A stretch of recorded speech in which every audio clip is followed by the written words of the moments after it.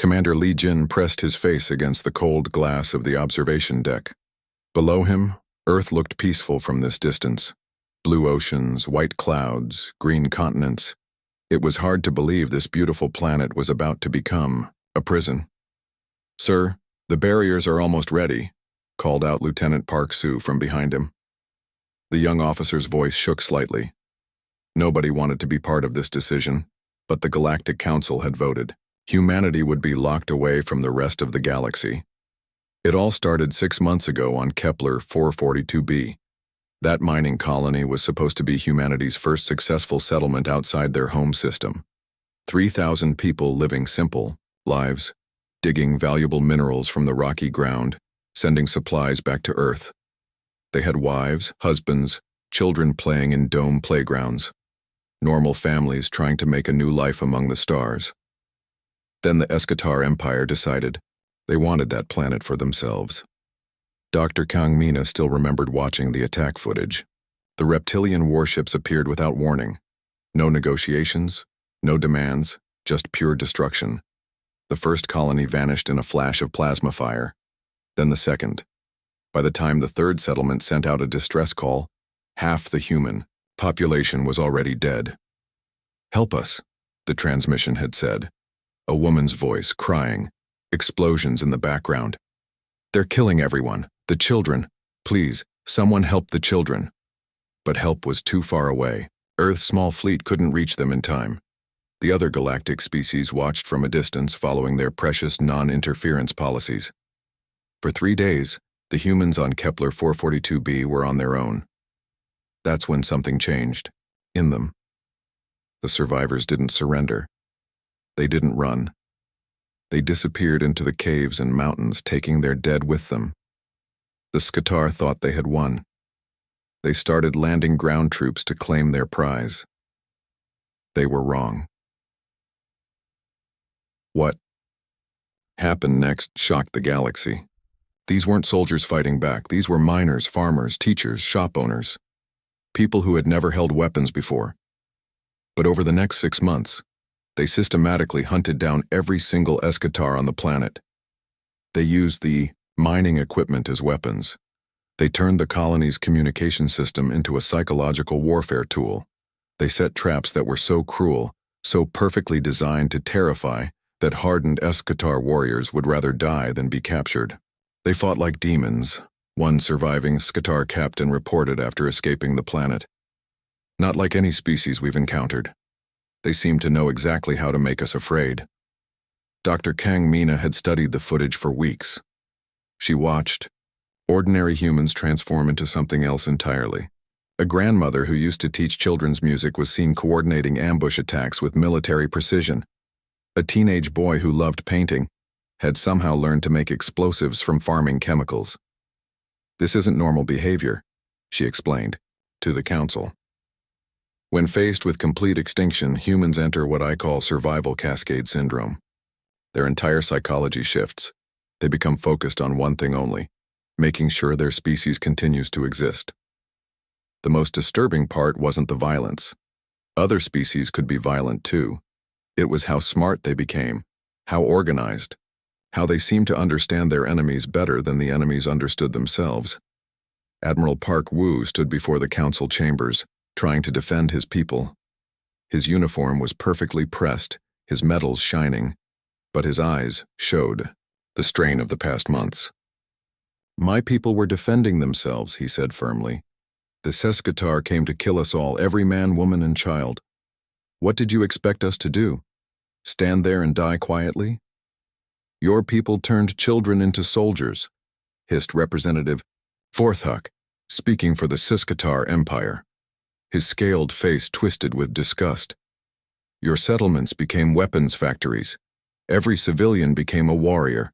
This is not defense, this is madness. Madness that saved our species," Park Woo replied coldly. But the damage was done. The galaxy had seen what humans could become when cornered.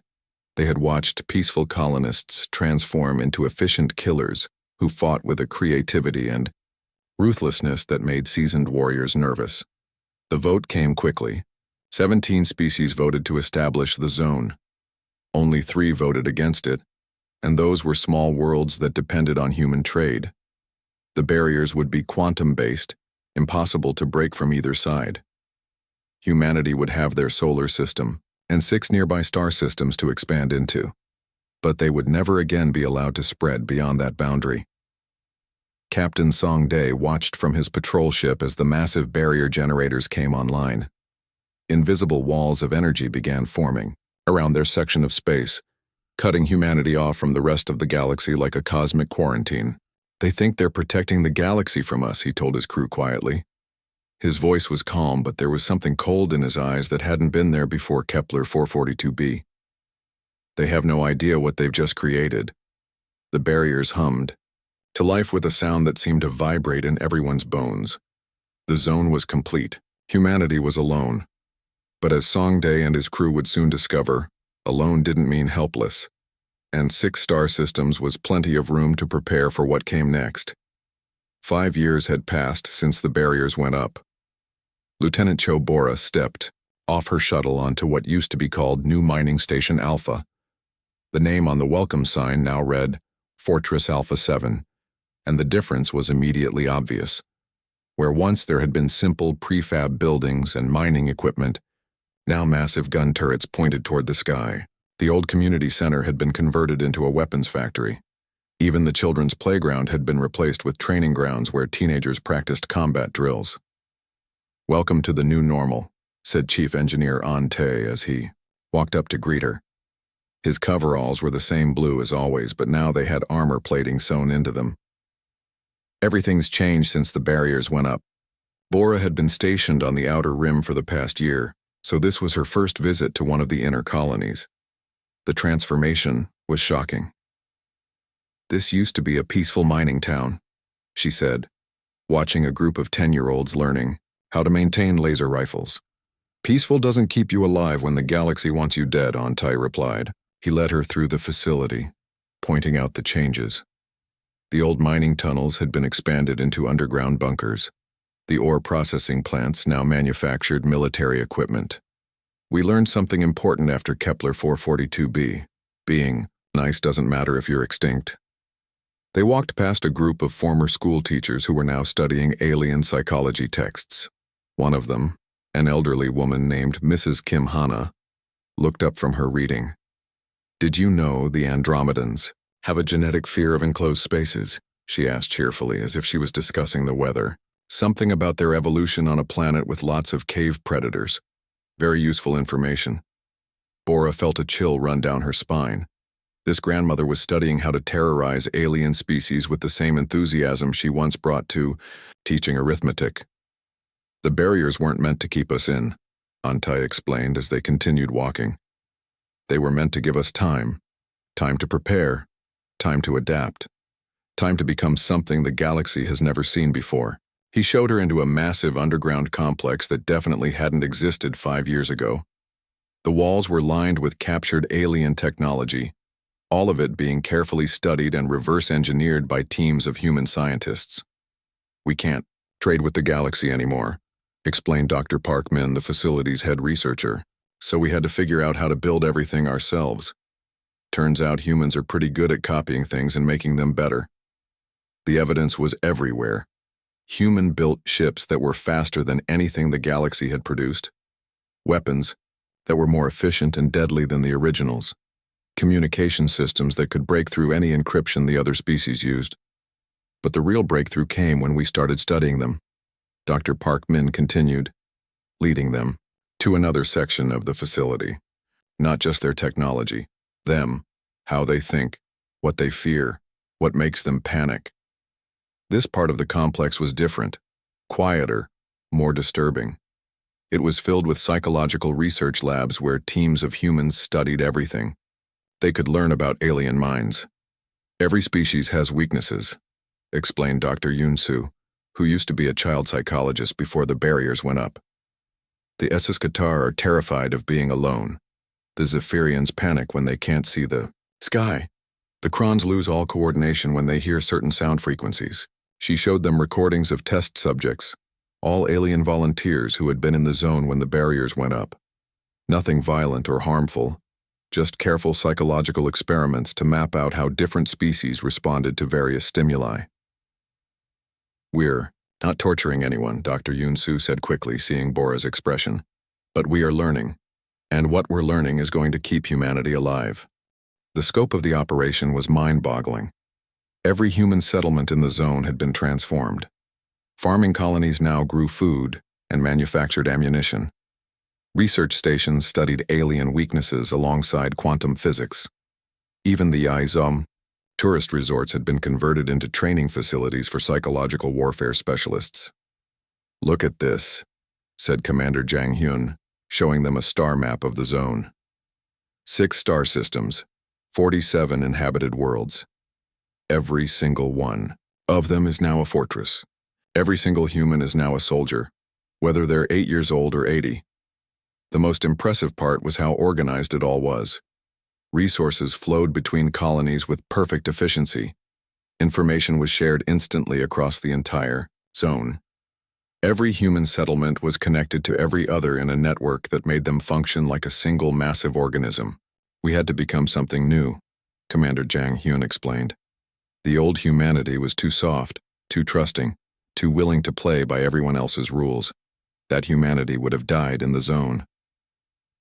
3 months later, a Galactic Council probe managed to slip through a weak spot in the barriers. It was a routine reconnaissance mission, the kind they sent to monitor quarantined species. They expected to find humans struggling to survive in isolation, maybe even grateful for any contact with the outside galaxy. Instead, they found something that terrified them. The probe was captured within hours, not destroyed, not damaged, just quietly taken. The crew was held for 8 months, and during that time they were treated perfectly well. Fed good food, given comfortable quarters, allowed to exercise and communicate with each other. But they were also studied. Carefully, methodically, completely.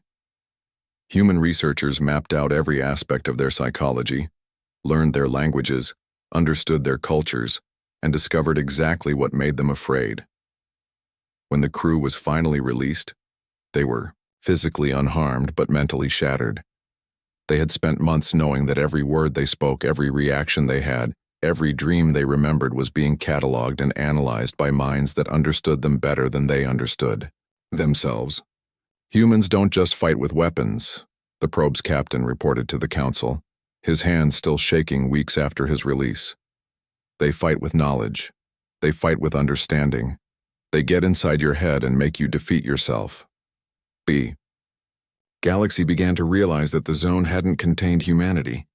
It had given them time to become something far more dangerous than anyone had imagined. Admiral Park Soo was drinking his morning coffee when the alarm started screaming. The hot liquid spilled across his desk as he jumped up, rushing to the command center of Orbital Station 7. What he saw on the main screen made his blood freeze. 2 bright flashes in the distance, like new stars being born and dying in seconds. But these weren't stars. These were colonies, human colonies, home to 300,000 people who had been alive just moments ago.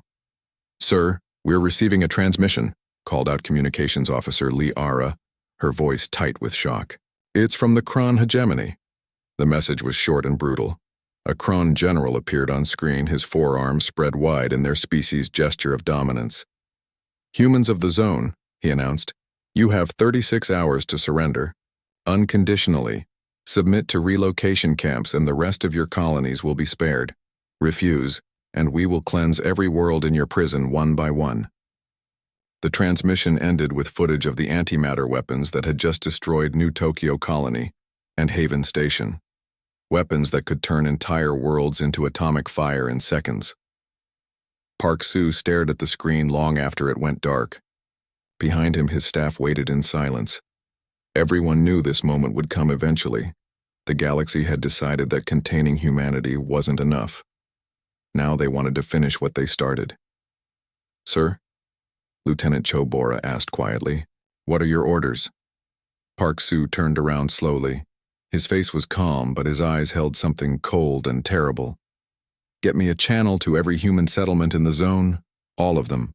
Within minutes, his voice was broadcasting to 47 worlds, to mining stations and research facilities. to orbital platforms and deep space outposts, to families eating dinner, to children playing games, to elderly couples watching the sunset through viewport windows. My fellow humans, he began, his voice steady and clear. Today they showed us what they think of our right to exist. They murdered 300,000 of our people to make a point. They want us to surrender, to accept extinction quietly and politely. He paused, looking directly into the camera. They have made a terrible mistake. The response was immediate and planet-wide. On New Sol Colony, 10-year-old Yoon Hai was pulled from her art class where she had been painting pictures of Earth. Instead, she was taken to the community center, where adults were teaching children how to identify different alien species and their weaknesses. "But I want to finish my painting," she protested, clutching her brush. "You can paint later, sweetheart," said her teacher, Mrs. Nam Soo. "Right now, we need you to learn how to help keep everyone safe." Across the zone, similar scenes played out, on every world. Grandparents who had lived through Earth's last wars began teaching their grandchildren lessons they had hoped never to share. Teenagers stopped playing sports and started learning combat tactics. Adults abandoned their normal jobs to focus on war production. On Terra Nova, grandfather Kim Byung gathered his 3 grandchildren around the kitchen table. Instead of homework, he spread out pictures of different alien species.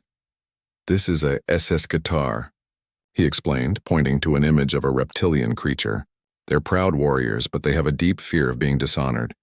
If you can make them look foolish in front of their peers, they lose the will to fight." 8-year-old Jin Ho raised his hand. "What about the blue ones with the big eyes?" "Andromedans," Kim Byung replied. "They panic in small spaces because their ancestors evolved on wide-open planets. They also can't handle certain high-pitched sounds. Makes them dizzy and confused." It wasn't just information being shared. Every human settlement activated protocols that had been planned for years but never used. Factories that made farming equipment switched to producing weapons. Schools became training centers. Hospitals prepared for war casualties. The transformation was so complete and so fast that it seemed impossible, but humans had learned from Kepler 442b. They had spent 5 years preparing for exactly this moment. Captain Shin Woo was one of the survivors from New Tokyo Colony. His ship had been on patrol when the antimatter strike hit. He watched his home, his family, his entire life disappear in a flash of atomic fire. Now he stood before a crowd of refugees, his uniform singed and his face hollow with grief. "They want to know what humans become when you threaten our extinction," he said, his voice carrying across the packed auditorium. "They want to see our fury. They think they can terrorize us into surrender." He looked out at the faces staring back at him. Men and women, young and old, all of them carrying the same cold anger that burned in his chest. Let's show them what a mistake that was. The broadcast began immediately. Not military communications, but messages sent directly to the Kron hegemony and every other species in the galaxy. The content was simple and terrifying. Children's drawings of alien species, with notes about their psychological weaknesses. Elderly humans calmly explaining how to exploit evolutionary fears. Scientists discussing the most efficient ways to cause maximum psychological damage with minimum resources. "We studied you for 5 years," said Dr. Yoon Min in one broadcast, that reached 17 different species. "We know what you're afraid of. We know what makes you panic. We know what breaks your minds." The galaxy began to understand that they hadn't just attacked human colonies. They had triggered something much worse. They had activated every human's deepest survival instinct simultaneously. "You wanted to see what we become when cornered," Captain Shin Woo said in his final broadcast before communications went dark. "You wanted to see what happens when you threaten human extinction. Now you're going to learn why that was the worst decision you ever made." Across the zone, 47 worlds went silent. No more communications, no more signals, no more signs of normal life. Just the quiet, focused preparation of a species that had decided the galaxy needed to learn a lesson it would never forget. The Kron hegemony waited for surrender messages that never came. Instead, they got something that made their military commanders wake up screaming in the middle of the night. Humans were coming. The attack began at exactly 3 in the morning, Galactic Standard Time, across 17 different points along the massive quantum barriers that had trapped humanity for 5 years. Something impossible started happening. The barriers were breaking. Colonel Na Yun sat in the pilot seat of her ship, watching the energy readings spike on her instruments. Her hands were steady on the controls, but her heart was racing. Behind her, 24 other ships waited in perfect formation. All of them were built in secret over the past 2 years, designed specifically for this moment. Barrier strength down to 60%, reported her navigator, Sergeant Kim Tae. 50%, 40%. Remember the plan, Na Yun said into her communicator, speaking to all the ships in her strike group. We go in fast, hit our targets, and get out. We're not here to conquer anything. We're here to send a message. The barrier flickered and died. For the first time in 5 years, there was a hole in the wall that kept humanity trapped. Na Yun's ships shot through it like bullets, faster than anything the galaxy had ever seen. Her target was the Vega sector, home to 3 different alien species and their combined military headquarters. The journey that used to take weeks for normal ships took her group just 6 hours. Human engineering had improved dramatically during their isolation. There, said Lieutenant Park High, pointing at the tactical display. The command station, just like the intelligence report said, the station was massive, built to coordinate military operations across dozens of star systems. It housed 10,000 alien officers and their support staff. It was also completely unprepared for what was about to happen. Na Yun's ships didn't attack with weapons. Instead, they surrounded the station and began broadcasting. The signal they sent was specifically designed for Andromedan brains, the species that commanded this sector. It was a sound frequency that triggered their deepest, evolutionary fears. Within minutes, every Andromedan on the station was in a state of complete panic. Their large eyes dilated with terror. Their blue skin turned pale white. They couldn't think, couldn't coordinate, couldn't even remember how to operate their own equipment. This is Colonel Na Yun of the Human Liberation Fleet, she broadcast to the station. We could have destroyed you in seconds. Instead, we're giving you a choice. Evacuate this station and never return to this sector, or discover what happens when we stop being merciful. The evacuation began immediately. 10,000 alien military personnel fled their posts, abandoning one of the galaxy's most important command centers without firing a single shot. They left behind all their equipment, all their intelligence data, all their strategic plans. But Na Yun's strike was just one of 17 happening simultaneously across the galaxy. Captain Ryu Hana led Strike Team Beta toward the Kron homeworld itself. Her ships were even smaller than Na Yun's, built for stealth rather than speed. She had a very specific target in mind. Remember, she told her crew as they approached the planet's orbital defenses, we're not here to hurt civilians, we're here to make a point. The Kron homeworld was one of the most heavily defended planets in the galaxy. Thousands of weapon platforms, millions of soldiers, shields that could stop entire fleets. But all of that protection was designed to stop conventional attacks. Ryu Hana's ship slipped through the defenses like ghosts, using stealth technology that the humans had developed by studying captured alien sensors. They landed in the planet's capital city in the middle of the night, completely undetected. Their target was the Grand Council Chamber, where the Kron leadership met to make decisions about galactic policy, including the decision to try to exterminate humanity. Charges placed, reported Sergeant Cho Min after they had infiltrated the building. The entire leadership will be here for their morning session in 6 hours. Perfect, Ryu Hana replied. Set the timers. But they weren't planting explosives. They were installing holographic projectors and sound systems. When the Kron leadership arrived for their morning meeting, they found their council chamber filled with terrifying images and sounds, specifically designed to trigger Kron's psychological weaknesses. The meeting lasted exactly 3 minutes before every Kron official fled the building in terror. But before they could reorganize, they received a message that made them understand exactly what had happened. This is Captain Ryu Hana, the broadcast began. We were inside your most secure building in your most protected city on your most defended world. We could have killed every one of your leaders while they slept. Instead, we chose to let them live.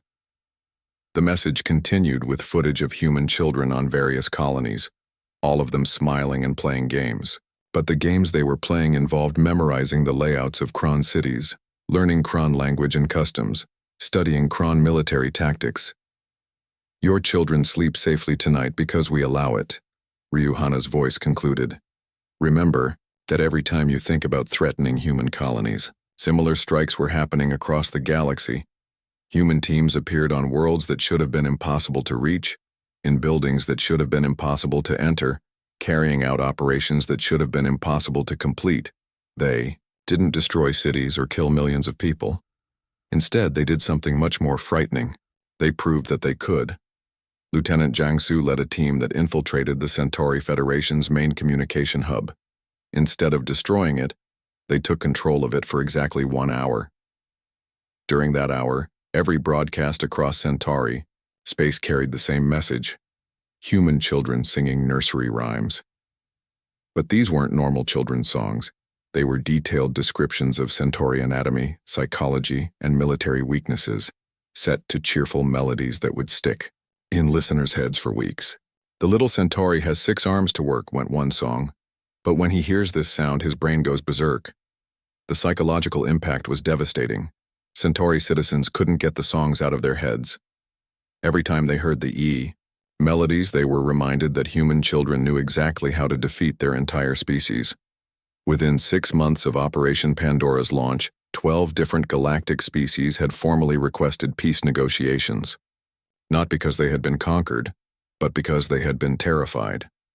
The breakthrough came when the Centauri Federation's leadership, unable to sleep due to the constant nursery rhymes playing in their heads, sent a desperate message to the Eye. "Someone, please," their chief diplomat begged in the transmission. "We want to talk. We want to make peace. Just make the songs stop." Humanity had proven something the galaxy had never seen before. They had shown that you didn't need to destroy your enemies to defeat them. Sometimes, all you needed to do was make them understand exactly how easily they could be destroyed. The war was over before most species even realized it had begun, and now the galaxy would have to learn to live with a new reality. Humans were no longer trapped behind barriers. They were free, they were dangerous, and they were very, very good at making their point without killing anyone. The question now was what they would do with that freedom. The Treaty of New Geneva was signed in a place that didn't exist 6 months earlier. Ambassador Yu Min stood on the observation deck of Harmony Station, a massive space facility that humans had built in just 4 months. It floated in neutral space, exactly halfway between the zone and the nearest Galactic Council world. "Impressive construction," admitted Council Representative Vorthak, the same Iskatar who had demanded humanity's quarantine 5 years ago. His scales had lost their bright color, and he looked much older than before. "Your people work quickly. We had good motivation," Yu Min replied calmly. She wore a simple blue diplomatic uniform, but everyone in the room knew she represented the most dangerous species in the galaxy. "Amazing what you can accomplish when the alternative is extinction." The treaty negotiations had been unlike anything in galactic history. Usually, peace talks happened after one side had been defeated militarily. This time, humanity had won without actually conquering anything. They had simply proven that they could destroy anyone, anywhere, at any time. Article 7, Yu Min. Read from the treaty document. No species shall be subjected to quarantine, isolation, or extermination protocols without unanimous consent of all galactic species, including the affected species itself. The council representatives shifted uncomfortably. This clause would make it impossible for them to ever again trap a species behind barriers like they had done to humanity. And Article 12, continued Council Leader Zephys, a tall blue Andromedan, whose hands still shook slightly when he spoke. Humanity shall hold a permanent seat on the Galactic Council, with veto power over all military actions. It was a complete reversal of power. 5 years ago, humanity had been locked away like dangerous animals. Now they were being given equal say in how the galaxy was governed. "We don't want to rule you," Yumin explained to the gathered representatives. "We just want to make sure that what happened to us never happens to anyone else." The most surprising part of the treaty was Article 15. The zone would be expanded, not eliminated. It would become a neutral territory where any species could find refuge if they were threatened by larger powers. Captain Park Jong, now Supreme Commander of Human Forces, explained this decision to a gathering of reporters from across the galaxy. "For too long, the galaxy has been controlled by the biggest and strongest species," he said.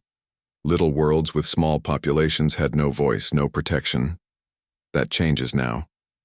Already, 3 minor species had requested permission to relocate to the zone. The Whisper Folk, a gentle species of telepaths who were being hunted by the Kron hegemony for their mental abilities. The Rock Singers, silicon-based life forms whose mineral-rich homeworld was being strip-mined by galactic corporations. The Star Dancers, an artistic species whose culture was being destroyed by forced assimilation policies. "Welcome to your new home," Lieutenant Chobora told the first group of Whisperfolk refugees as they stepped off their transport ships. "Nobody will hurt you here." The refugees looked around nervously. They had heard the stories about humanity's psychological warfare capabilities. They expected to find a military fortress filled with weapons and warriors. Instead, they found something unexpected. The humans had built them traditional Whisperfolk dwellings, complete with the sonic gardens their species needed for mental health. Human children had painted welcome signs in the refugees' native language. Elderly humans had learned to prepare traditional Whisperfolk foods. "We studied your culture," explained Dr. Kim Hana, who had transitioned from weapons research to refugee assistance. "Not to find weaknesses this time, but to understand what you need to be happy." The transformation was remarkable. The same humans who had terrified the galaxy with their psychological warfare capabilities were now using those same skills to help other species feel safe and welcome. But humanity hadn't gone soft. They had simply learned to use their abilities for protection rather than conquest. When the Kron hegemony sent warships to reclaim the Whisperfolk refugees, they found their path blocked by a small human fleet. The ships were outnumbered 50-1, but the Kron admiral remembered what had happened to his homeworld's leadership. "Turn around," Captain Shinwu's voice came over the communication system. "These people are under our protection now." The Kron admiral looked at his tactical display. His ships had enough firepower to vaporize the human fleet in seconds. But he also remembered the nursery rhymes, the holographic terrors, the proof that humans could strike anywhere at any time.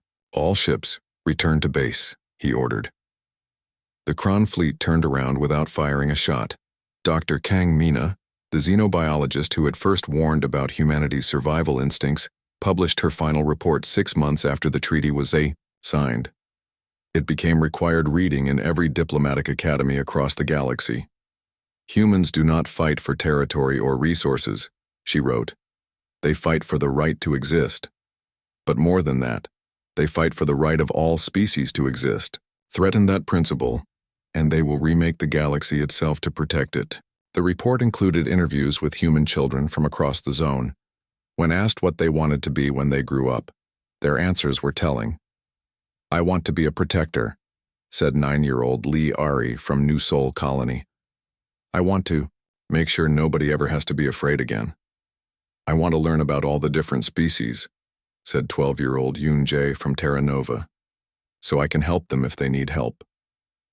These weren't the words of a species bent on conquest. They were the words of a species that had learned the hardest lesson possible, that survival meant more than just staying alive. It meant creating a galaxy where survival was possible for everyone. The new Galactic Assembly met for the first time on Harmony Station. Representatives from dozens of species gathered in the Great Hall that humans had built specifically for this purpose. The architecture was designed to make every species feel comfortable, with different atmospheric zones, gravity levels, and lighting conditions. Ambassador Yu Min stood at the podium to give the opening address. Her words were translated into 47 different languages and broadcast to every inhabited world in the galaxy. "Today begins a new era," she said. "An era where might does not make right. where being small doesn't mean being powerless, where being different doesn't mean being in danger. She paused, looking out at the representatives from species that had once voted to imprison her people. We didn't want to be your enemies. We wanted to be your friends, your partners, your allies. Some of you forced us to become something else, but now we choose to become something better. The applause that followed wasn't just polite diplomatic courtesy. It was genuine relief from species that had lived in fear of the stronger powers for generations. We've shown you what we become when cornered, Yumin concluded. Now let us show you what we become when we're free to choose our own path. The galaxy had learned that humanity's greatest weapon wasn't their ships or their psychological warfare techniques. It was their unwillingness to accept that anyone should have to live in fear, and that was a lesson that would reshape the stars themselves.